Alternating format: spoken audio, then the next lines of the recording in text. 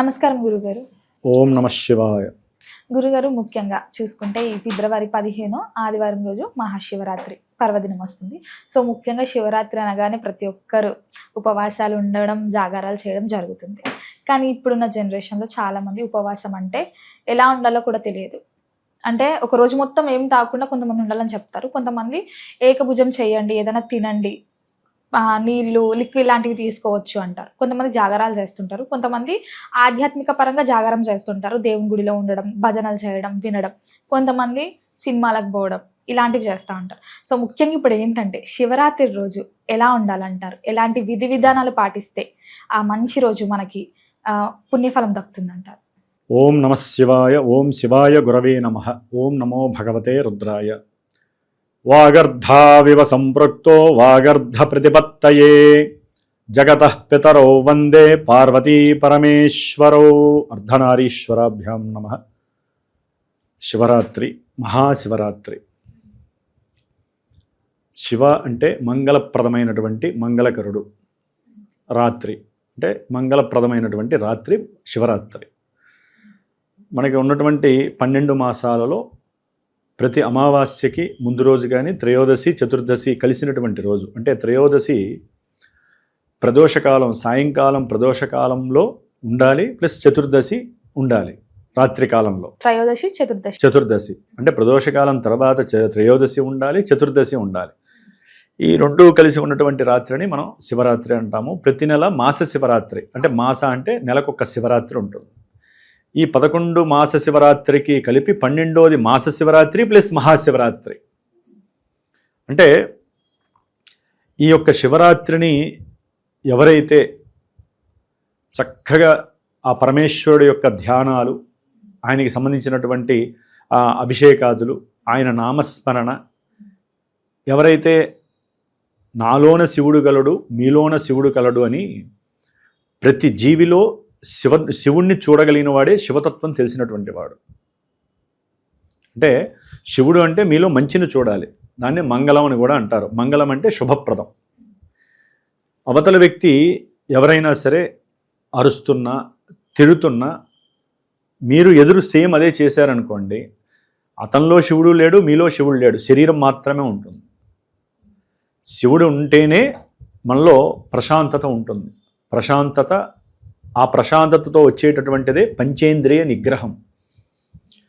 ఈ పంచేంద్రియాలని మనసు అనేటటువంటి ఒక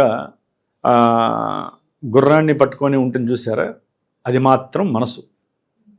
ఆ మనసుకే ప్రశాంతత లేదనుకోండి, ఇవి బీభత్సం అవుతూ ఉంటాయి మనకున్నటువంటి పంచేంద్రియాలు. ఈ పంచేంద్రియాలు దేని అనుసంధానంలో ఉంటాయి? పంచభూతాల యొక్క అనుసంధానంలో ఉంటాయి. పంచభూతాలు డైరెక్ట్గా మనసుని టచ్ చేయవు. ఒక దైవాన్ని మనం ఎప్పుడైతే కొలుస్తామో ఆ దైవంతో మాత్రమే మనసు ముడిపడి ఉంటుంది. పంచభూతాలు దీనికి లోనైపోయి ఉంటాయి. పంచభూతాలు మనల్ని పట్టి ఆడించేది ఈ 5 గుర్రాలనే. ఇది కళ్యాణం లాంటిది మనసు. అందుకనే ప్రతిరోజు కూడా పూజ చేసుకునేటప్పుడు పంచేంద్రియ నిగ్రహాణం అనాలి. కళ్ళు, ముక్కు, చెవులు, స్పర్శ, శరీరము, ఇవన్నీ కూడా, ముక్కు, చెవులు, ఇవన్నీ కూడా మరి మనకు ఉన్నటువంటి నవరంధ్రాలలో ముఖ్యంగా ఇక్కడే ఎక్కువ ఇచ్చేశారు. కాబట్టి ఇవి ఊర్ధ్వ భాగంలో ఉంటాయి. ఇక్కడి నుంచి శరీరం అంతా కూడా ఒక ఎత్తు అయితే, ఈ ఊర్ధ్వ భాగానికి మనకి మోక్షం కలగాలన్నా, సహస్ర బిందువు టచ్ కావాలన్నా, అది తెరుచుకొని దాంట్లోంచి జ్ఞాన బిందువు పైకి వెళ్ళాలన్నా ఈ ఒక్క శిరస్సు మాత్రమే పంచేంద్రియాలతో కూడి ఉంటుంది. కాబట్టి మనకి ఆ యొక్క పరమేశ్వరుడు కావచ్చు, విష్ణుమూర్తి కావచ్చు, అమ్మవారు కావచ్చు, ఎవరిని ధ్యానం చేసినా మనసుతో లంఘించి పంచేంద్రియాన్ని ఎవరైతే నిగ్రహంగా ఉంచగలుగుతారో అప్పుడు మాత్రమే మనకి ఆ శుభప్రదాలు మనకి కలుగుతాయి. మరి మనకి ఫిబ్రవరి మాసం, మాఘమాసంలో వచ్చేటటువంటి ఎన్నో పండుగలు దాటి చివరిలో శివరాత్రి అందరికీ కూడా చాలా ఆనందకరమైనటువంటి రాత్రి. అంటే సాక్షాత్తు పరమశివుడు లింగోద్భవంగా, అంటే లింగరూపకంగా ఉద్భవించినటువంటి రోజు. అంతటి బ్రహ్మ విష్ణుమూర్తి కూడా ఆయన స్వరూపాన్ని ఎక్కడ ఆది అంటే ఎక్కడ మొదలు ఎక్కడ చివరో కూడా తెలుసుకోలేనటువంటి తత్వము శివతత్వము. ఈ స్టోరీ తెలుసు. అసలు ఆయన యొక్క స్తంభాకారంలో ఉన్నటువంటి ఆ యొక్క శివలింగము ఒక జ్ఞాన జ్యోతి లాంటిది. జ్ఞాన స్తూపం అని కూడా చెప్పుకోవచ్చు. దాన్ని చూసినంత మాత్రానే మనకి జ్ఞాన చక్షువులు అనేటటువంటిది ప్రసాదింపబడతాయి. లింగాకారంలో అంత వైబ్రేట్స్ ఉంటాయి. ఎందుకంటే విశ్వం మొత్తాన్ని కూడా ఆయన అధీనంలో ఉంచుకునేదే శివ. అందుకని ఆయనకి ఆది అంతం ఉండదు. మనం ఏంటి ఏదైనా శివాలయానికి వెళితే కింద పానవట్టము పార్వతీదేవి అంటారు. అని సృష్టికి మూలాధారమే శివలింగము, పానవట్టము. ఈ రెండింటి ద్వారానే సృష్టి ఆవిర్భంపడుతూ ఉంటుంది. మరి శివలింగము మనకి సొగం నుంచి ఇట్లా రౌండ్గా కనిపిస్తుంది. మరి మిగతాది అది కూడా సేమ్ పైన ఎంత ఉందో లోపల కూడా సేమ్ అంతే ఉంటుంది. లోపల కూడా ఉంటుంది. సేమ్ పైన ఎట్లయితే మనం శివలింగం చూస్తామో కింద కూడా సేమ్ అదే శివలింగం అలా రౌండ్గా ఉంటుంది, కోడిగుడ్డ ఆకారంలో. మన భూమి కూడా అందుకని అట్లాగే ఉంటుంది.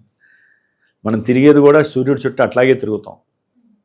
ఇదంతా కూడా శివతత్వమే తెలుసుకుంటూ పోతే. మన తలకాయ కూడా అట్లాగే ఉంటుంది, కానీ 4 సార్లుగా ఉండదు, రౌండ్గా ఉంటుంది. అందుకనే మనకి వైబ్స్ లాగుతూ ఉంటాయి పైనుంచి. ఇక్కడి నుంచే బ్రహ్మరంధ్రంలోంచే మనకి ప్రాణం పోవాలన్నా అక్కడి నుంచే పోతుంది చాలామంది. అంటే యోగులకి సిద్ధులకి పోతుంది లేండి, అందరికీ పోదు. అది రంధ్రం కాదు కదా. అది చేయాలంటే ఆ అన్వేషణకి ముందు షట్చక్రాలన్నీ కూడా మనకి యాక్టివేట్ కావాలి. ఆ షట్చక్రాలు ఇక్కడి నుంచి ఇక్కడికి అప్పుడు వెళ్ళిపోతుంది. చాలామంది వరకు ఈ యొక్క షట్చక్ర సాధన చేసిన సహస్రార చక్రం ద్వారా ఆ యొక్క సిద్ధిని పొందలేనటువంటి వాళ్ళు చాలామంది ఉన్నారు. అంత ఈజీ కాదు అది. కొంతమంది తపస్శీలులకు మాత్రమే, భగవద్ధ్యానంలో మునిగి తేలినటువంటి వాళ్ళకి మాత్రమే తన కోసం తనకి ఏదీ లేకుండా సర్వము కూడా ప్రపంచానికి ఈ లోకానికి ధారపోసినటువంటి జ్ఞానాన్ని, వారి యొక్క వాక్కుని, వారి యొక్క తపోశక్తిని కూడా ఎవరైతే ధారపోస్తారో వారికి మాత్రమే ఆ సహస్రార చక్రంలో బిందు స్వరూపంలో ఉన్నటువంటి అమ్మవారు చక్కగా ఊర్ధ్వాలకి తీసుకెళ్ళి మోక్షాన్ని ప్రసాదిస్తుంది. మళ్ళీ జన్మ ఉండదు. అది సామాన్యులైన మనలాంటి వాళ్ళకి జరగటం చాలా అసాధ్యము. మనకేంటంటే పూర్వజన్మ మళ్ళీ వచ్చే జన్మ అంటూ ఉండకూడదు అనేటటువంటి తాపత్రయంతో ముందుకు వెళ్ళి చేసేటటువంటి పూజల్లో ఈ శివ పూజ చాలా గొప్పతనం. లయకారకుడు బ్రహ్మదేవుడేమో సృష్టికారకుడు, విష్ణుమూర్తి ఏమో స్థితికారకుడు, సాక్షాత్తు పరమశివుడేమో లయకారకుడు. అంతం అందించాలన్నా మళ్ళీ సృష్టిలోకి తేవాలన్నా ఆయన వంతే. మరి ఆ లయలోకి అంటే అదొక బిందువు లాంటిది, అదొక బ్లాక్ హోల్ లాంటిది అనమాట లయతత్వం అనేటటువంటిది. మరి అంతటి ఆ పోర్ట్ఫోలియో ఉన్నటువంటి మహానుభావుడు పరమశివుడు. ఆ జ్ఞాన స్తూపాన్ని వారు చూడలేక బ్రహ్మదేవుడు అబద్ధం ఆడితే ఒక కేతకీ పుష్పం అని ఉంటుంది. అంటే మనకి మొగలి పువ్వు అంటారు కదా, అది ఓన్లీ శివ పూజకి మాత్రం పనికిరాదు. అది దానికి శాపము. ఎందుకంటే బ్రహ్మదేవుడు వెళ్ళి పైకి వచ్చి అక్కడ ఆ శివలింగాకారం ఆది ఎక్కడో తెలియక మళ్ళీ కిందకు వచ్చి ఒక చోట కూర్చున్నట్ట. విష్ణుమూర్తి ఏమో నేను కనుక్కుంటా అని చెప్పి ఆయన కూడా వచ్చి ఎక్కడో తెలియక కూర్చున్నారట. ఇద్దరు కూడా. ఈయన కూర్చున్నప్పుడు సరే వీళ్ళేంటంటే శివుడు ఎక్కడున్నాడు, ఆది ఎక్కడుంది, అంతం ఎక్కడుందో తెలుసుకోవడం కోసం వెళ్ళారు, భక్తిపూర్వకంగా కాదు. కానీ అప్పటికే శివలింగాకారాన్ని ఎవరో అర్చిస్తున్నప్పుడు ఈ మొగలి పువ్వుతో పూజ చేశారు. ఆయన శిరస్సు పై నుంచి జాలువారి కింద పడుతున్నప్పుడు బ్రహ్మదేవుడు నువ్వు ఎక్కడి నుంచి పడుతున్నావు, మేము ఎంత దూరం వెళ్ళినా కనపడలేవు, ఎంత దూరంలో ఉంది ఆ శివుడి యొక్క ఆది అంటే ఆ యొక్క మొగలి పువ్వు లేదు, నన్ను ఎవరో అర్చిస్తే శివలింగం పై నుంచి నేను పడుతున్నాను, ఆయన యొక్క ఆది నేను కూడా తెలుసుకోలేను అనేటటువంటి సిచ్యువేషన్ చెప్తోంది. అప్పుడు బ్రహ్మదేవుడు సరే పరమశివుడు వీళ్ళిద్దరిని అడిగారట, సరే నా యొక్క తత్వం తెలిసిందా, ఆది ఏంటో అంతం ఏంటో అని చెప్తే విష్ణుమూర్తి ఏమో నాకు తెలియలేదయ్యా, నేను వచ్చి కూర్చున్నాను. బ్రహ్మదేవుడేమో నాకు తెలుసు, మొగలి పువ్వు చెప్పింది, నువ్వు ఫలానా చోట ఉన్నావు, అక్కడి నుంచి పడిందంటే అది అబద్ధం కదా. అందుకని మొగలి పువ్వుకి శపించాడట, నువ్వు నా పూజకి అర్హత లేదు, నీకు ఓన్లీ స్త్రీల యొక్క శిరస్సును ధరించడానికి మాత్రమే నీకు అర్హత ఉంది అని శాపము ఇచ్చాడు, వరాన్ని ఇచ్చాడట పరమశివుడు. అట్లాగే ఆయనకి అర్చించేటప్పుడు మండపంలో అలంకారానికి ఉపయోగించవచ్చు, ప్రత్యక్షంగా మాత్రం నాకు అర్చనకి నీ యొక్క పుష్పాన్ని వాడకూడదని చెప్పి ఆయన శాపం చేశాడు. అయితే బ్రహ్మదేవుడికి కూడా శాపం ఇచ్చాడు, నువ్వు అబద్ధం చెప్పావు కాబట్టి నీకెక్కడా కూడా పూజలు పునస్కారాలు ఈ భూలోకంలో జరగవు, నీకంటూ దేవాలయాలు కూడా ఉండవు అని చెప్తే ఆయన బాధపడితే, సరే నీకు బ్రహ్మత్వము అంటే పూజలు పునస్కారాలు చేసేటప్పుడు మాలాంటి వాళ్ళు వచ్చి కూర్చొని మీ చేత పూజలు చేస్తున్నప్పుడు మమ్మల్ని బ్రహ్మ అంటారు, బ్రహ్మగారు వచ్చారు కూర్చొని పూజ చేయిస్తారు. వారికి దక్షిణ ఇచ్చి బ్రహ్మగారికి ఇచ్చి నమస్కారం చేయండి అంటారు. అంటే ఆ పదాన్ని బ్రాహ్మడికి పురోహితుడికి ఇచ్చారనమాట. అట్లాగే మనకి ఇక విష్ణుమూర్తికి ఏమో ఇక ఆయనకి శపించడానికి ఏం లేదు కదా, ఎందుకంటే ఆయన ఉన్న విషయం చెప్పాడు, నేను వెళ్ళాను నాకు దొరకలేదు అని చెప్తే సరే ఆయనకి ఉత్సవమూర్తి. అట్లాగే ఆయనకి కూడా ఎన్నో రకాలైనటువంటి ఉత్సవాలు జరుగుతూ ఉంటాయి కాబట్టి ఆ ఉత్సవాలు జరిగేటప్పుడు బ్రహ్మోత్సవాలు అని చెప్పి ఇంకో రెండో వరాన్ని కూడా బ్రహ్మదేవుడికి ఇచ్చాట పరమశివుడు. బ్రహ్మదేవుడికి ఇది ఒక వరంలాగా ఇచ్చాడు. కానీ డైరెక్ట్గా పూజ చేసేటటువంటి స్థితి మాత్రం ఆయనకి ఇవ్వలేదు చతుర్ముఖ బ్రహ్మగారికి. అందుకని బ్రహ్మోత్సవాలలో అట్లాగే బ్రహ్మత్వంగా ఆయనకి 2 వరాలుగా ఇచ్చాడని చెప్పి శాస్త్ర పురాణం చెప్తోంది. అంటే మనకి అహంకారము అనేటటువంటిది మనిషిని నిట్ట నిలువున కిందకి అధోపాతాళానికి తీసుకెళ్లేటటువంటి మనకు ఉన్నటువంటి ఐటమ్స్లో పెద్ద ఐటమ్ అది అహంకారము. దేవుళ్ళకి అహంకారం ఉండాలి మనల్ని పరిపాలించడానికి. మనం ఎవరిని పరిపాలించడానికి అహంకారం పరిపాలించేది కూడా పోతుంది మనం అహంకారంతో ఉంటే. మనకి దగ్గర ఉన్న వాళ్ళు కూడా వెళ్ళిపోతారు. ఆ అహంకార దర్పాలన్నీ కూడా తీసివేసుకోవటానికి మనం చాలామంది అంటూ ఉంటారు, నాకు శత్రువులు ఎక్కువండి, నరఘోషలు ఎక్కువండి అని అంటూ ఉంటారు. శత్రువులు ఎక్కడా ఉండరు, ముందు మనలోనే ఉంటారు. ఘోష ముందు అద్దంలో చూసుకున్నప్పుడు మనమే ఎంతో మనం అందంగా ఉన్నాము అని చెప్పి ఆనందపడుతూ ఉంటారు కదా, ముందు మనమే ఘోషని ప్రిపేర్ చేసేసుకుంటాం, ఇంకెవరో చూసి మనం అనుకోక్కర్లా. సరే అవన్నీ లోక వ్యవహారంలో మనకి దానికి తగ్గట్టుగా ఏదో ఒకటి నెగిటివ్స్ జరుగుతూ ఉంటాయి, ఆ తర్వాత విషయము. కానీ ఇక్కడ ఏంటంటే మనకున్నటువంటి అరిషడ్ వర్గాలలో కామ క్రోధ లోభ మోహ మద మాత్సర్యాలు అనేటటువంటి ఈ 6 కూడా ప్రతి మనిషిలో కూడా నిలువెల్లా ఉంటాయి. నఖశిఖ పర్యంతం ఎక్కడో ఒకటి దాక్కొని ఉంటాయి. అవి సమయానుకూలంగా కొన్ని చోట్ల కామరూపకంగా, కొన్ని చోట్ల లోభరూపకంగా, అంటే పిసినారితనం కావచ్చు, మాత్సర్యము, క్రోధము, కోరికలు, వీటి ద్వారా ఏంటంటే మనిషి నాశనం అయిపోవటానికి 6 చాలా. అసలు వేరే మనిషి వచ్చి మనల్ని చంపక్కర్లా, వేరే మనిషి మనల్ని చూసి ఘోష చెందక్కర్లా. కాబట్టి ఈ అరిషడ్ వర్గాలని నివృత్తి చేసుకోవటానికి ఆ పరమశివుణ్ణి మనలో ఆవాహన చేసుకుంటూ ఆ యొక్క రోజు మొత్తం 24 గంటల్లో కూడా ప్రతి క్షణము ఆ పరమశివుడి యొక్క ఓం శివాయ గురవే నమః, లేకపోతే ఓం నమశివాయ లెక్క ప్రకారం అయితే ఈ పంచాక్షరి మంత్రాన్ని షడాక్షరి మంత్రాన్ని గురోపదేశం ద్వారా మాత్రమే చదువుతారు. మేమైనా ఏదైనా చండీ ఉపాసన చేయాలంటే మాకు చాలా ఉంటాయమ్మా. ఈ ఓం నమ శివాయ 5 లక్షల సార్లు, 11 లక్షల సార్లు, 1 లక్ష సార్లు ఆ జపాన్ని బాగా మేము నెమరు వేయాలి. దానికి వేరే సిస్టమ్ ఉంటుంది. కాకపోతే ఏంటంటే ఇప్పుడు ఏలినాడు శనులు ఉన్నవాళ్ళు, అష్టమ శనులు ఉన్నవాళ్ళు, లేకపోతే కొంతమంది మనసు ప్రశాంతంగా ఉండాలంటే ఓం నమ శివాయ చదువుకోండి, ఓం నమ శివాయ. సరే, అది ఓంకారం అనేది ప్రణవం అయిపోయింది. నమశివాయ అనేటటువంటిది పంచభూతాలకి అధీనమైనటువంటి మంత్రం. అది పంచభూతాలని కూడా నివృత్తి చేస్తుంది అది ఆ మంత్రం. ఓంకారం అనేది ఆది అంతటికి కూడా విశ్వానికి అదొక ప్రణవనాదం. మరి ఈ ఓం నమ శివాయ మంత్రాన్ని జపించే వాళ్ళు కొంతమంది ఉంటారు. సరే, మామూలుగా ఏంటంటే ఓం శివాయ గురవే నమః అనేటటువంటిది ఎవరైనా కూడా చక్కగా మానసిక జపం చేసుకోవచ్చు. సరే, అది కూడా లేదు, కూర్చొని ఓంకారంతో అంతరిక్షంలో ఉన్నటువంటి కాస్మిక్ రేస్ని మనం అనుసంధానం చేయొచ్చు. మనకి పంచభూతాలు మన దగ్గరికి కూడా రావు. అందుకనే మనకి న్యాచురల్గా కొంతమంది బాగా తలకాయ నొప్పితో ఉన్నవాళ్ళు కావాలంటే పరీక్ష చేసుకోవచ్చమ్మా. ఒక 20 నిమిషాలు ప్రశాంతంగా కూర్చొని ఓంకారాన్ని చక్కగా ఆ పట్టి లాగి వదిలి, అట్లా ఓంకారం మన వాయువుతోనే లింక్ అయి ఉంటుంది కదా. ఓంకారం చదవాలన్నా కూడా వాయువే, ఉచ్ఛ్వాస నిశ్వాసాలతోనే పని. ఆ విధంగా ఒక 20 నిమిషాలు గనక ఆ ఓంకారాన్ని గనక ఎవరైతే కరెక్ట్గా జపిస్తారో ఆ లోపల ఆ తత్వాన్ని, వారు కంపల్సరీ ఆ తలకాయ నొప్పి ఎక్కడికో వెళ్ళిపోతుంది. అసలు తలకాయ నొప్పి వచ్చినట్టుగా కూడా తెలియదు. కానీ ఆ 20 నిమిషాలు మనిషి కూర్చోలేడు. వెంటనే మందు బిల్లు వేసుకొని 2 నిమిషాల్లో క్లోజ్ అయిపోతుంది, తలకాయ నొప్పి ఎగిరిపోవాలి. అది లోపలికి వెళ్ళి ఏ సమస్య అయినా చేయనియండి, తర్వాత విషయం.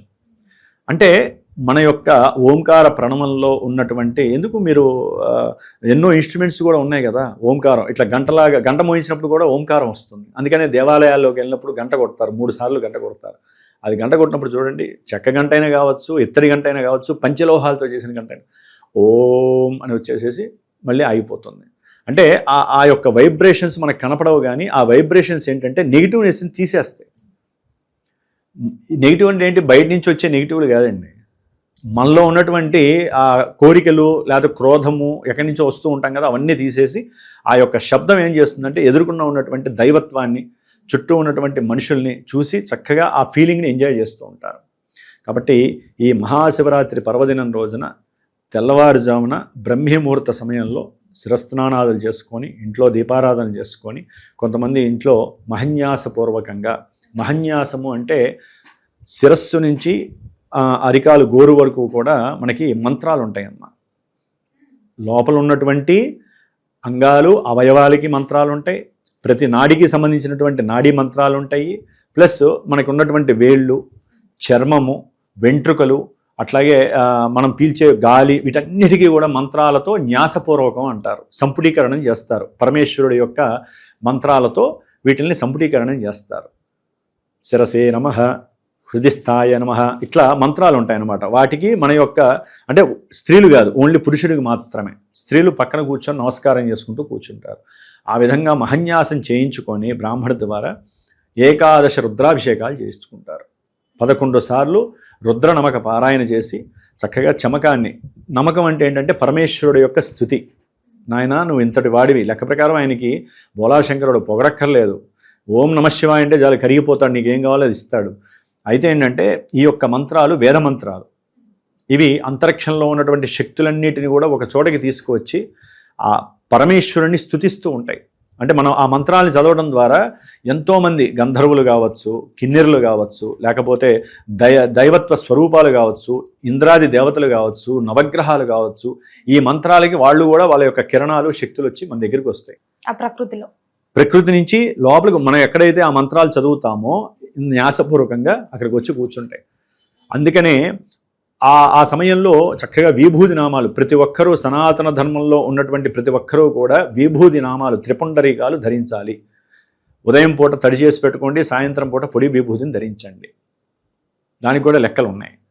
కాబట్టి 3 నామాలు ధరించి బొట్టు పెట్టుకొని తప్పకుండా ఆ పరమేశ్వరుడు యొక్క శివాలయానికి వెళ్ళి పంచామృతాలు, ఆవు పాలు, పెరుగు, తేనె, నెయ్యి, పంచదార, ఇవి కూడా మనకి ఉన్నటువంటి పంచేంద్రియాలకి సంబంధించి లింక్ అయి ఉంటాయి, పంచభూతాలకి లింక్ అయి ఉంటాయి.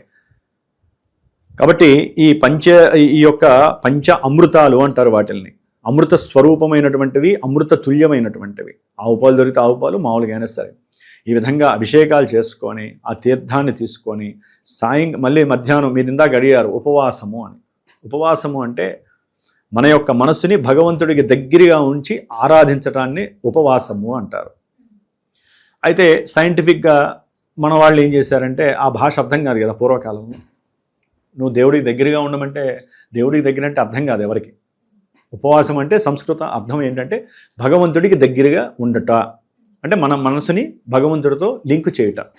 మరి అలా చేయాలంటే మనసు ప్రశాంతంగా ఉండాలి, యాక్టివేషన్లో ఉండాలి, శరీరం అంతా ఉత్సాహంగా ఉండాలి అంటే ఏం చేయాలి? మనం తీసుకునే నిత్యము అగ్ని ద్వారా వెలిగించేసి దాన్ని ఏమంటారు, ఆహార పదార్థాలు తిన్నాం అనుకోండి, శరీరం ఏమవుతుంది? శోభిస్తుంది. అంటే పంచేంద్రియాల్లో కళ్ళు, బుద్ధి అన్నీ కూడా చల్లబడతాయి, ఉత్సాహం ఉండదు, నీరసించిపోయి శుష్కించి నిద్ర వస్తుంది. లేకపోతే మళ్ళీ అదే తిండి తినటం ద్వారా నిత్యము ఉండేటటువంటి అరిషడ్వర్గాలన్నీ బుసకొడతా ఉంటాయి. అంతే కదా, ఇక తినటం అంటే అన్నీ తినేస్తూ ఉంటారు కదా. అందుకనే ఉపవాసం అంటే భగవంతుడికి దగ్గరగా ఉండాలంటే మన యొక్క ఉదర భాగాన్ని ఖాళీగా ఉంచుకోవాలి, మన యొక్క నోటిని కంట్రోల్ చేసుకోవాలి. ఓన్లీ దైవనామస్మరణ చేయడం ద్వారా ఆ ఒక్కరోజు మనం ఏదైతే నామస్మరణంతో మన యొక్క లోపల ప్రతి అవయవాన్ని లింక్ చేస్తామో, ప్రతి నాడిని కూడా ఉత్తేజపరితం చేస్తామో, అది ఆ సంవత్సరం 365 రోజులు కూడా మనకి చక్కగా ఆరాలాగా పనిచేస్తుంది, ఒక వృత్తాకారంగా మనల్ని ఎప్పుడు కాపాడుతుంది అనేటటువంటిది ధర్మశాస్త్రం చెబుతోంది. అందుకని ఉపవాసం ఉండటం అంటే, కొంతమంది మంచినీళ్ళు కూడా తాగమండి అంటారు. మంచినీళ్ళు తాగితే మహా అయితే మూత్ర విసర్జనకి వెళ్ళాల్సి వస్తుంది, 1-10 సార్లు తాగితే వెళ్ళాల్సి వస్తుంది. అంటే ఇక్కడ ఏంటంటే అది కూడా దోషము అనే ఉద్దేశంతో మంచినీళ్ళు తాగకుండా ఉంటారు. అది ఎంతవరకు సమంజసం నాకు తెలియదు, కానీ మంచినీళ్ళు అనేటటువంటిది తాగటం అది పెద్ద తప్పు కాదు. ఎందుకంటే నాలిక పైన ఇప్పుడు మనం మంత్రాన్ని స్మరించాలన్నా నాలిక మీద లోపలనే స్మరించాలి. మరి నాలిక పైన లాలాజలం యొక్క బిందువులు అది పెరుగుతూ ఉండాలిగా, ఉత్పత్తి అవుతూ ఉండాలిగా. మనం నీళ్లు తాగకపోతే డ్రై అయిపోతుందిగా. డ్రై అయిపోతే మనం ఎట్లా చెప్పండి? అంటే కొంతమంది ఏంటంటే నీళ్లు తాగితే ఉమ్ము వస్తుంది, ఆ ఉమ్మితే మళ్ళీ ఆ మంత్ర ప్రభావం, మనం చదివే మంత్ర ప్రభావం వెళ్ళిపోతుంది, లేకపోతే మనకు ఉన్నటువంటి ఉపవాస దీక్ష భంగం అయిపోతుంది, బయటికి ఏది వెళ్ళకూడదు కదా. అని అనుకుంటారు. దాన్ని నిగ్రహించుకోగలిగితే ఓకే, ఒకళ్ళు అనుకునే దాంట్లో తప్పని నేను అన్న, కానీ చక్కగా నిగ్రహించుకోగలిగి ఆ వాటర్ తీసుకునేటటువంటి దాంట్లో ఎక్కడా కూడా ఉద్దేశపూర్వకంగా ఏ శాస్త్ర ప్రమాణంలో మంచినీళ్ళు తాగకూడదని చెప్పాల. ఏకభుక్తము లేదా నక్తము లేదా పూర్తి ఉపవాస దీక్ష నియమం చేసి తెల్లవారుజామున కళ్యాణం చూసి అన్నసమారాధనలో చేసేసుకొని భోజనం చేస్తారు. పూర్తి ఉపవాస దీక్ష. దాంట్లో మంచినీళ్ళు తాగొద్దు అని చెప్పలేదు. ఫ్రూట్ జ్యూసులు ఇంట్లో ఫ్రూట్స్ తినచ్చు. దీన్ని పూర్తిగా బాధపెట్టి శరీరం ఒక్కసారి అదుపు తప్పుతుంది. రోజు తిని ఒక్కరోజు ఏది తినలేదు అనుకోండి, ఫ్రూట్స్ కూడా తినలేదు, శరీరానికి తిండి అవసరం లేదండి. మన బ్రెయిన్కి ఏదో ఒక ఫుడ్ ఐటము, ద్రవ పదార్థం కావచ్చు, ఘన పదార్థం కావచ్చు, ఈ బ్రెయిన్ యాక్టివేషన్ అవ్వడానికి కావాలి. లేకపోతే ఆ బ్రెయిన్ అనేటటువంటిది మృతావస్థలోకి వెళ్తుందిట. వాడి ఆలోచనలు ఏంటి, రోజు ఎప్పుడు గడుస్తుందని ఆలోచిస్తూ ఉంటారు కొంతమంది. తెల్లారైపోవాలి, ప్రసాదం పెట్టాలి, దేవుడికి నైవేద్యం పెట్టాలి, కొబ్బరికాయ కొట్టాలి, మళ్ళీ అభిషేకం చేయించాలి, అప్పుడు కదా మనం తినేది అని వాడికి అదే తపన, తెల్లారు ఎప్పుడు అవుతుందా అని తపిస్తూ ఉంటారు. అదే పొద్దున్నే కాస్త మంచినీళ్ళు, అట్లాగే పొద్దున్నే తినమని చెప్పట్లేదు, ఏ పండ్లు కూడా చక్కగా స్వామివారికి అభిషేకం చేసుకొని ఏ 10 ఓ ఫ్రూట్ని, ఒక అరటిపండో ఏదో ఒకటి. కొంతమంది ఏంటంటే ప్రాంతీయ ఆచారాల ప్రకారం పొద్దున్న నుంచి సాయంత్రం ప్రదోషకాలం వరకు కూడా ఏమి తినరమ్మా, ఇంటిల్లిపాది ఏమి తినరు. ఓకే, ఎవరి యొక్క ప్రాంతీయ ఆచారాలు సాంప్రదాయాలు మనం ఎక్కడ కూడా తప్పు పట్టకూడదు, ఎవరి అభీష్టం వాళ్ళది. అంటే ఒకవేళ ఏది తీసుకోకపోతే శరీరంలో ఉన్నటువంటి ధర్మాలు నశించి అతని యొక్క మానసిక స్థితి, బుద్ధి యొక్క అవస్థలు మారతాయి కదా అనే ఉద్దేశంతో నేను చెప్పటమే కానీ, లెక్క ప్రకారం ఏంటంటే సాయంత్రం పూట ప్రదోషకాలంలో స్వామివారికి అభిషేకం చేస్తారు. శివపార్వతులు సాయంత్రం పూట లోక విహారం చేస్తూ ఉంటారట. సాయంకాలం ప్రదోషం అంటే సూర్యాస్తమయం తర్వాత 45 నిమిషాల కాలంలో చక్కగా అభిషేకం చేస్తారు. నందీశ్వరుడికి అభిషేకం చేసి అలంకరణ చేసి అర్చన చేస్తారు. స్వామివారికి వస్త్రం చేస్తారు, వస్త్రం కడతారు. అట్లాగే ఈ పరమశివుడికి అర్ధరాత్రి అంటే సాయంత్రం కూడా మళ్ళీ జాగరణ భజనలు అన్నీ చేస్తుంటారు. కొన్ని మంది గుళ్ళల్లో ఏంటంటే కళ్యాణాలు చేసేస్తారు ఈవినింగ్. అంటే లింగోద్భవానికి ప్రదోషానికి మధ్యలో కళ్యాణం చేస్తారు, పార్వతీ పరమేశ్వరుల కళ్యాణం. లెక్క ప్రకారం ఏంటంటే తెల్లవారుజామునో మరుసటి రోజు కళ్యాణం చేస్తారు. అయితే ఏంటంటే ఇప్పుడున్న కాలమాన పరిస్థితులు మారిపోయినాయి కాబట్టి తెల్లారి మళ్ళీ ఎవరి ఉద్యోగాలు వాళ్ళకి, లేకపోతే ఇదంతా నైట్ ఎఫెక్షన్ ఉండి పడుకునే వాళ్ళు కొంతమంది ఉంటారు, ఆరోగ్యం సహకరించక అట్లా కొన్ని గుళ్ళల్లో ఏంటంటే తత్వ ప్రకారము మళ్ళీ దానికి ఖర్చులు చాలా ఉంటాయి కాబట్టి పనిలో పని అన్నట్టుగా చక్కగా సాయంత్రం పూటే 8కో 7కో శివ కళ్యాణం, పార్వతీ పరమేశ్వరుల కళ్యాణం చేస్తారు. వివాహం కాని వాళ్ళు, వివాహైన వాళ్ళు అందరూ కూడా ఆయన నక్షత్రాలు శిరస్సు మీద వేసుకోవచ్చు. ఎందుకంటే ఆది దంపతులు, వారిని మించిన దంపతులు అయితే లేరు, వారే ఆది దంపతులు. సృష్టిని చేసింది వాళ్ళిద్దరే కాబట్టి. తర్వాత లింగోద్భవం అనేది ఒక సమయం ఉంటుంది. లింగోద్భవ కాలము ఒక లగ్నంలో ఒక సమయం నిర్దేశిస్తారు. ఆ సమయంలో మాత్రమే ఆ పరమశివుడు అంటే ఆ కిరణాలు, అంతరిక్షంలో ఉన్నటువంటి కిరణాలు మన భూమి మీదకు పడుతూ ఉంటాయి. అమృత కిరణాలు, అమృత బిందువులు. ఆ సమయం సాధ్యమైనంత వరకు 11:30 నుంచి 12:40 మధ్యలోనే ఉంటుంది. రాత్రి అర్ధరాత్రి పూట, సాయంత్రం అర్ధరాత్రి ఏదైనా 12 తర్వాతే ఉంటుంది. అటు ఇటుగా ఒక్కోసారి 12కి ముందు ఒక 5 నిమిషాలు 10 నిమిషాల ముందు ఉండొచ్చు, 12 తర్వాత ఉండొచ్చు. ఒక సమయం నిర్దేశిస్తారు. ఆ సమయంలోనే స్వామివారికి చక్కగా అభిషేకాలు, మళ్ళీ మహన్యాసం చదివి దేవాలయాల్లో ఇవన్నీ అభిషేకాలు చేసి అన్నాభిషేకం చేస్తారు. అంటే గురుగారు అన్నము నేతిలో వేయించి బియ్యాన్ని నీళ్లతో కడగకుండా దేవాలయాల్లో కానీ ఇళ్లలో కానీ కొంతమంది చేసుకుంటారమ్మా. ప్రతి ఆరుద్ర నక్షత్రం ప్రతి మాసంలో ప్రతి మహాశివరాత్రికి దేవాలయాల్లో కానీ ఇళ్లలో కానీ మా పీఠంలో కూడా నేను చేస్తూనే ఉంటాను. ఆ అన్నాన్ని చక్కగా హవిస్సు అంటారనమాట. వండేసేసి నమక చమకాలతో, పురుష సూక్తంతో, మన్యు సూక్తంతో, స్త్రీ సూక్తంతో స్వామివారికి అభిషేకం చేస్తారు. ఇంట్లో అయితే ఇంట్లో మగవాళ్ళు చేస్తారు, లేదా గుళ్ళల్లో పూజారి గారు చేస్తారనమాట. అన్నాభిషేకం చేసి ఆ అన్నము మరుసటి రోజు ప్రసాదంగా ఏ దద్దోజనంగానో ఏ పొంగలిగానో చేసి వచ్చిన వాళ్ళందరికీ పెడతారు. అంటే ఆ యొక్క శక్తి ఆ సమయంలో అన్న రూపకంగా ఉంటుంది. ఎందుకంటే అన్నాన్ని ఎందుకు పెడతారంటే మన శరీరంలో పంచకోశాలు అని ఉంటాయి. ప్రాణకోశము, అన్నమయ కోశం అని చెప్పి, ఓం ప్రాణాయ స్వాహ, ప్రాణాయ స్వాహ, వ్యానకోశం అని ఇట్లా 5 రకాలు ఉంటాయి. మనం నైవేద్యం పెడతాం కదా, అవి ఆయనకి కాదు మనకే, మనలో ఉన్నటువంటి కోశాలకి నైవేద్యం పెడతాం. పంచభూతాలు వాటికి లింక్ అయి ఉంటాయి. మనం ఎప్పుడైతే ఆ మంత్రం చదువుతామో పంచభూతాలు వాటిని ఆవాహించి తీసేసుకుంటాయి, అవి పైకి అందజేస్తాయి. కాబట్టి ఇవన్నీ కూడా ఇంటర్లింక్ థియరీ సిస్టమ్ ప్రకారం ఉంటాయమ్మ. చెప్పుకుంటూ పోతే మనకి చాలా ఉంటాయి. కొంతమందికి అర్థం అవ్వచ్చు, కొంతమందికి అర్థం కావచ్చు.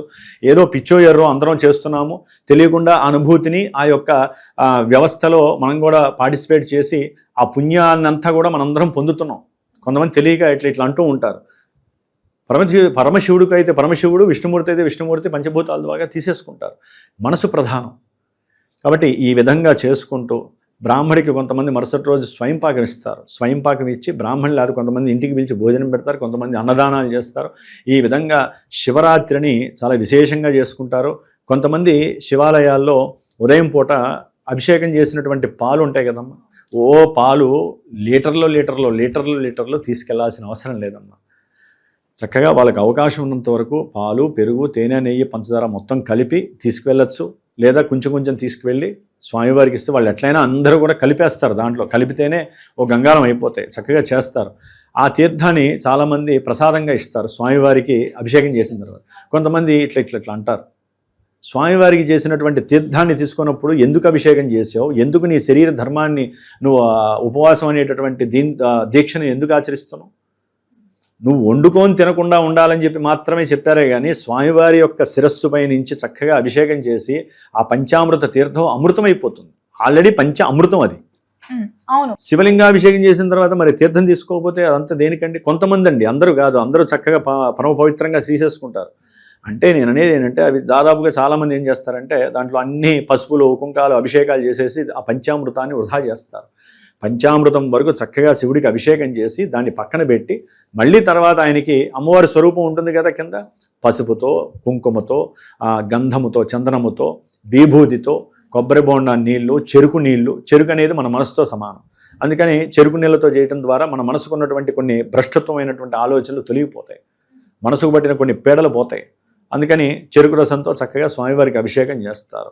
కొబ్బరి, నారికేలము, అది కూడా మనసుకి సంబంధించింది. ఒక్కొక్క దానికి ఐశ్వర్యాలు, నవరసాలు అని చెప్పి ఒక్కొక్క పండుతో అభిషేకం స్వామివారికి చేస్తారు. అంటే ఆయనకి అభిషేకం చేస్తున్నప్పుడు ఆ సువాసనలు బయటికి వస్తూ ఆ చూసినందుకు నేత్రదోషాలు పోతే, ఆ సువాసనలకి మన ముక్కులో ఉన్నటువంటి కొన్ని పెరిగిన కండ దోషాలు కానీ, లేదా మనకు ఉచ్ఛ్వాస నిశ్వాసాలలో మనకంటూ కొన్ని సూర్యచంద్రులకి సంబంధించినటువంటి దోషాలు ఏమన్నా ఉంటాయి జాతక రూపంలో, అవన్నీ కూడా వెళ్ళిపోతాయి. అంటే ఆ పండ్లు యొక్క సువాసనలు అవన్నీ వస్తూ ఉంటాయి. దేవాలయం తిరుపతి లడ్డు తినక్కర్లా, జస్ట్ ఆ తిరుపతి గోపురం దగ్గరికి వెళ్ళి నుంచుంటే చాలు, శరీరం అంతా కూడా ఒక లడ్డు తిన్నంత ఆవాహన అయిపోతుంది. మరి ఇవి కూడా అంతే. ఈశ్వరుడికి మనం చక్కగా అభిషేకం చేయటం ద్వారా ఆ చేసినటువంటి సమయంలో వచ్చేటటువంటి ఆ మంత్రాలు, బ్రాహ్మడు ఉచ్చరించే మంత్రాలు, కర్ణ దోషాలు తొలగిపోతాయి. ఆ స్వామివారికి అభిషేకం చేసేటప్పుడు కొంతమంది కూర్చొని ధ్యానం చేస్తారు. ధ్యానం చేసేటప్పుడు ఇంట్లో కూర్చో, దేవుడి ఎదురుగుండా ఎందుకు కూర్చుంటావు? దేవుడికి అభిషేకం చేస్తున్నప్పుడు చక్కగా ఆయన్ని చూస్తూ కూర్చో, క్షణం కూడా రెప్పాల్చకుండా కూర్చోవాలి. ఒక దేవుళ్ళ కూర్చోవాలి. దేవతలందరూ వచ్చి ఉంటారు అక్కడ ఆ మంత్రాలకి. పూజారి గారు చదువుతున్నప్పుడు కొంతమంది చెవిలో పెట్టేసేసుకొని అభిషేకం చేస్తూ ఉంటారు. గోత్రనామాలు చెప్తే అభిషేకం బ్రాహ్మడి చేస్తాడు. నేను చూశానండి, నేను దేవాలయంలో 25 ఏళ్ళు చేశాను కాబట్టి. చెవిలో పెట్టుకుంటారు చంద్రశేఖర అష్టకమని, లేకపోతే ఇంకా రకరకాల సహస్రనామాలని, శివుడికి సంబంధించినవి వింటూ ధ్యానంలో కూర్చుంటారు. చెవులు మూసేసి, కళ్ళు మూసేసి, నోరు మూసేసి, దేనికి? శివుడి దగ్గరికి ఎందుకు వచ్చావు నువ్వు? చక్కగా అన్నిటినీ రివీల్ చేసి స్వామివారి మీద ఏకాగ్రత దీక్షతో స్వామివారిని చూస్తూ ఆ మంత్రాలను విని పారవస్యం చెంది బ్రాహ్మణ్ణి గౌరవిస్తూ ఆ మంత్రాలు చదువుతున్నప్పుడు మీరు ఓం శివాయ గురవే నమః, లేకపోతే ఓంకారం ఓం నమః శివాయ మంత్రాన్ని కనుక మీరు సంపుటీకరణను లింకు చేసినట్లయితే మీ మనసు, మీ బుద్ధి, మీ పంచేంద్రియాల శక్తి అన్నీ కూడా ఆ మంత్రాలతో పాటుగా ఈశ్వరుడికి ఆవృతం అవుతూ ఉంటాయి. ఇంత శక్తిని వదులుకొని చాలామంది తెలియక మా గోత్రనామాలు చెప్పండి అంటారు కానీ అభిషేకం చూసేవాళ్ళు ఎవరు ఉండరు చాలా వరకు. నేను గమనించి చెప్తున్నాను. గోత్రనామాలు చెప్పండి, అభిషేకం చేసేటప్పుడు మాత్రం అన్నీ వదిలేసేయండి. అహం బ్రహ్మాస్మి, లేకపోతే నేను శివుడు, ఎదురుకుండానే శివుడు ఉన్నాడు. కొంతమంది గుళ్ళల్లో గొడవలు పడుతూ ఉంటారు. ఏది వద్దు, మీలో శివుణ్ణి ఆవాహన చేసుకోండి. ఆ రోజల్లా మీద 364 రోజులు ఆయన వచ్చి మీ శరీరంలో ఆయనే వచ్చి కూర్చుంటాడు. అంతటి శక్తి శివరాత్రి రోజు ఉంటుంది. కాబట్టి మన యొక్క ప్రతి చర్య వికృత రూపకంగా కాకుండా మన యొక్క ప్రతి చర్య ప్రకృతికి ఆనందకరంగా ఉండేటట్టుగా, ప్రకృతిలో ఉన్నటువంటి కిరణాలను మనం శక్తి రూపకంగా తీసుకునే విధంగా చేసేటటువంటి ఈ మహాశివరాత్రి కార్యక్రమంలో అందరూ కూడా పరమ పవిత్రమైనటువంటి భావనతో అందరినీ కూడా పరమశివానో, లేకపోతే శివానో, లేకపోతే శ్రీమాత్రే నమఃనో, లేకపోతే ఎవరైనా ఫోన్లు చేసినప్పుడు, అంటే మన సనాతన ధర్మంలో ఇది పెంచుకోవాలమ్మా, హలో అనేటటువంటి మాటను తీసేసి ఓం శ్రీమాత్రే నమః, లేకపోతే ఓం నమో నారాయణాయ, లేకపోతే ఓం నమః శివాయ, లేకపోతే ఓం కృష్ణాయ, కొంతమంది అంటారు హరే రామ్ అంటూ ఉంటారు, రాధే రామ్ అంటూ ఉంటారు. కాబట్టి ఏదో ఒక మన సనాతన ధర్మంలో ఉన్నటువంటి దేవుడి యొక్క నామాలని చక్కగా ఉచ్చరిస్తూ ఉంటే అవతల వ్యక్తి కూడా, కోపంలో ఉన్న వ్యక్తి కూడా శాంతింపబడతాడు. మనలో ఉన్నటువంటి, మనం ఎవరినన్నా అరుద్దాం అనుకున్నా ఈ మాటతో సంబోధించడం ద్వారా పవిత్రత లభిస్తుంది. రెండు పక్కల నుంచి మీరు ఎప్పుడైతే శ్రీమాత్రే నమః అన్నారో అవతల వ్యక్తి హలో అని వెంటనే శ్రీమాత్రే నమః అంటారు. లేకపోతే ఓం నమః శివాయ అని ఈ వ్యక్తి అంటే అవతల వ్యక్తి కూడా హలో అని వెంటనే అంటే మన భావనలు అలా కలిసిపోతాయి. ఆ మాటతో అప్పటి వరకు ఉన్నటువంటి ఎన్నో దోషాలు తొలగిపోయి ఈ ఫోన్ చేసినటువంటి ఇరువురు కూడా చక్కటి సంభాషణాపరమైనటువంటి వ్యవహారంలో ఉంటారే. మరి ఇక్కడే ఇంత శక్తిని మనం ప్రదర్శిస్తున్నప్పుడు శివరాత్రి రోజున ఉదయం నుంచి అర్ధరాత్రి 1, 2, 3 వరకు కూడా మళ్ళీ జాగరణ చాలా విశేషమైనటువంటి శక్తి అమ్మ. జాగరణ చేయటం ద్వారా దాదాపు కొన్ని కిలోమీటర్లు ఆ యొక్క శక్తి మనకి ప్రసరింపబడుతూ ఉంటుంది. భజనలు చేసేవాళ్ళు ఒకప్పుడు. తెల్లారు మీరు అన్నట్టుగా సినిమాలు, అది కొంతమంది ఈ సినిమా ఫీల్డ్ వాళ్ళు, సినిమా టాకీస్ వాళ్ళు దాదాపు ఒక 30-40 ఏళ్ల నుంచి కూడా పాతకాలంలో, ఇప్పుడంటే మన చేతుల్లోనే సినిమా థియేటర్లు ఉన్నాయనుకోండి సెల్ ఫోన్స్ ద్వారా, ఇప్పుడు ఎవరు వేయట్లేదు. కొన్ని ఊర్లలో అయితే ఎప్పటికీ వేస్తున్నారు. సాయంత్రం 6 నుంచి అర్ధరాత్రి వరకు 3 సినిమాలు తక్కువ రేటుకి. చిన్నప్పుడు కూడా అట్లాగే వేసేవాళ్ళు, మనకి తెలియక వెళ్ళేవాళ్ళం. తర్వాత కదా తెలిసింది సినిమాలు కాదు కావాల్సింది జపము, లేకపోతే స్వామివారి యొక్క స్తోత్ర సంకీర్తన, లేకపోతే భజన్స్. శివుడి యొక్క భజన్స్ చాలా చక్కగా పాడతారమ్మా.